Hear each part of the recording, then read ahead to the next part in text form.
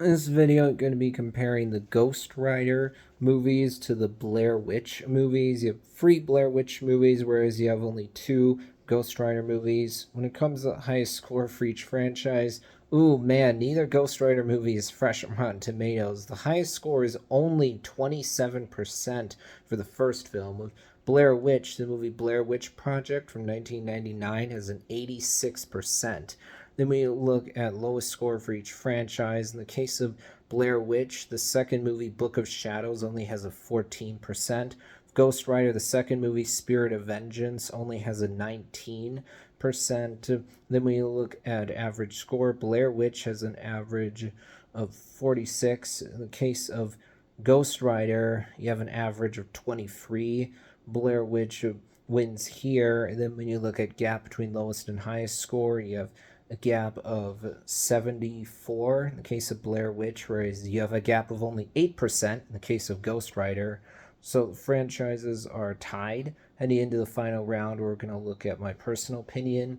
In this case, I would definitely say that I prefer the Ghost Rider franchise. Part of that's because I've seen both Ghost Rider movies, whereas I haven't seen Blair Witch at all. Plus, I also am familiar with the character of Ghost Rider from the TV show Agents of S.H.I.E.L.D. That was actually my first introduction to the character. I only watched the two movies recently, just within the past week.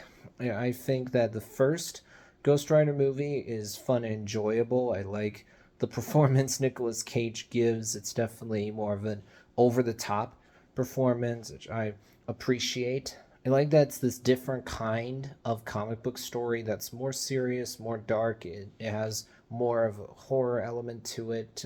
I like that you have this character Ghost Rider, who's not as much of a traditional black and white hero, who's more of an anti-hero who at the end of the day, yes, is just taking out people that are guilty, but the way he's doing it makes it so he's not as much of a noble hero, especially when compared to other comic book characters.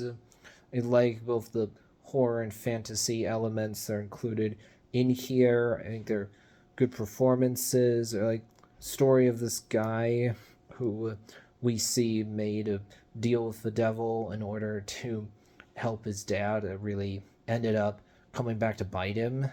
And then he's trying to save this girl that he cares about. She's in danger as a result of everything that's happened due to all the stuff going on with him. Ultimately, she ends up being saved. That's something I really like. Would definitely say the second movie, Spirit of Vengeance, is not as good as the first film.